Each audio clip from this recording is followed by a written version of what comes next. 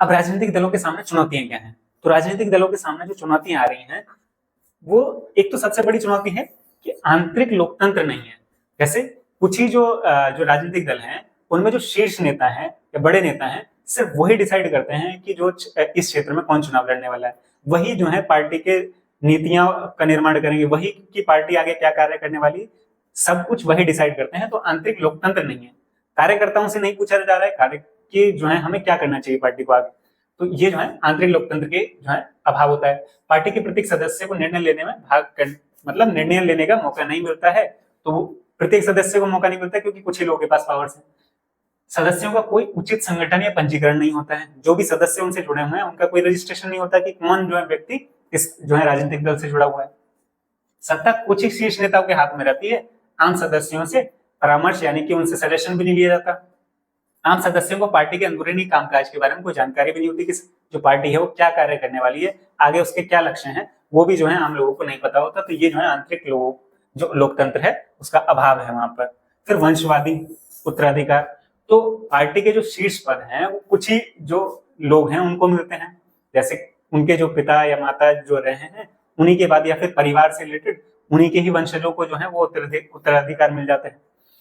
तो शीर्ष नेताओं के हाथों में जो सत्ता होने के कारण पार्टी के सभी पद उनके परिवार के सदस्य को मिल जाते हैं, जो कि योग्य नहीं होते। योग्यता के आधार पर होंगे तो पार्टी जो है मजबूत होगी, वो कार्य अच्छा कर पाएगी और जनता का समर्थन अच्छा मिलेगा। और अपने पद पर बने रहने के लिए क्षमता नहीं रखते। कुछ कुछ ऐसे भी लोग हैं जो कि क्षमता नहीं रखते, परंतु उन्हें उन पदों पर जो है मतलब उन वो पद मिल गए क्योंकि वो उस वंश या परिवार से हैं जिनका जो पार्टी में जो है पावर से, जिनके पेरेंट्स या उनके परिवार से संबंधित लोग। देखिए नेक्स्ट है धन और बाहुबल। कुछ लोग हैं जिनके पास बहुत ज्यादा धन है और वो जो है बाहुबली हैं। तो उसके आधार पर भी जो है वो जो है क्या करते हैं, पार्टी की छवि को प्रचलित करने के लिए प्रदर्शन करते हैं, जनसभा करते हैं, भाषण आयोजित करने के लिए धन की आवश्यकता होती है। देखिए पैसा चाहिए। अगर प्रचार करना है, पार्टी को बढ़ाना है, तो जो है क्या यूज किया जाएगा, पैसा यूज किया जाएगा। पैसा यूज करने के बाद पार्टी उन उम्मीदवारों को चुनती है जो पार्टी के लिए धन जुटा सकते हैं।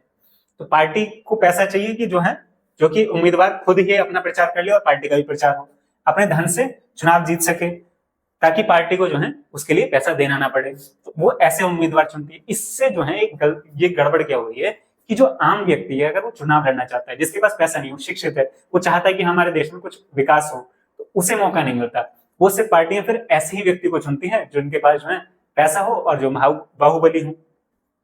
फिर आगे क्या है, कई बार पार्टियां अपराधी उम्मीदवारों को भी समर्थन करती हैं क्योंकि वे चुनाव जीत सकते हैं। देखिए ये जो है अगर आप देखें तो अब जो है चुनाव आयोग जो है आपकी जो उनकी वेबसाइट है उस पर बताता भी है कि इनके ऊपर कितने केसेस हैं। न्यूज़पेपर में भी आ जाते हैं। जैसे दिल्ली विधानसभा के अभी चुनाव हुए थे 2025 में, न्यूज़पेपर में पूरी तरीके से एक एक व्यक्ति के बारे में आया था कि कितने केसेस उनके ऊपर चल रहे हैं। तो अब जो है अगर आप देखें तो जो उनके ऊपर अपराधी उम्मीदवार जो हैं, उनके ऊपर जो केसेस हैं, उनकी संख्या बढ़ती जा रही है। किस तरीके से जो है हम ऐसे उम्मीदवारों को जो है टिकट दे रहे हैं जिनके ऊपर पहले से ही केसेस हैं, तो कैसा समाज का आईना दिखा रहे हैं। हम अपना जो उम्मीदवार चुन रहे हैं, अपना प्रतिनिधि चुन रहे हैं, ऐसे प्रतिनिधि को चुन रहे हैं जो कि पहले से ही एक अपराधी है। अगर ऐसी छवि के व्यक्ति जो है समाज में हमारा प्रतिनिधि करेंगे, यानी कि हमारे जो है हमारे लिए जो है कुछ कार्य पॉलिसीज बनाएंगे, तो किस तरीके की पॉलिसीज बनाएंगे, इस पे भी सोचने की जरूरत है हमें। और पार्टीज को भी इस पे सोचने की जरूरत है कि इस तरीके की अपराधी छवि वाले व्यक्ति को टिकट नहीं देनी चाहिए, ताकि जो है समाज में कुछ परिवर्तन आए, उनकी पार्टी की भी छवि सुधरे उससे। फिर सार्थक विकल्प। सार्थक विकल्प में अगर बात करें तो अधिकांश राजनीतिक दलों के मूल और वैचारिक मुद्दे एक जैसे होते हैं और यहाँ तक कि नेता भी दल बदलते रहते हैं। तो यहाँ पर बात है कि जो नेता हैं, जैसे यहाँ पे सार्थक विकल्प, कोई सार्थक विकल्प नहीं है क्योंकि सभी पार्टीज जो है लगभग एक ही तरीके की हैं। वो नेता जो है आज एक पार्टी में, कल दूसरी पार्टी में। जो शीर्ष नेता है सिर्फ वही जो है उस पार्टी के जो है मुख्य सदस्य बने रहते हैं, अन्य नेता जो है पार्टियां बदलते रहते हैं। तो ये जो है इसकी जो राजनीतिक दलों के सामने जो चुनौती है उसी के बारे में हमने बात की। जो आंतरिक लोकतंत्र है उसका अभाव है, वंशवादी उत्तराधिकार है, धन और बाहुबल के बेसिस पे चुनाव लड़ने की जो परंपरा चली आ रही है इसे खत्म करने की आवश्यकता है वैसे, और सार्थक विकल्प नहीं है हमारे पास कोई। तो ये हो गए राजनीतिक दलों के सामने चुनौती। तो वीडियो को लाइक करें, शेयर कीजिए, चैनल को सब्सक्राइब कीजिए, हमारे जो टेलीग्राम चैनल है उसको भी ज्वाइन कीजिए, इंस्टा जो पेज है उसको ज्वाइन कीजिए। Thank you guys, thanks for watching.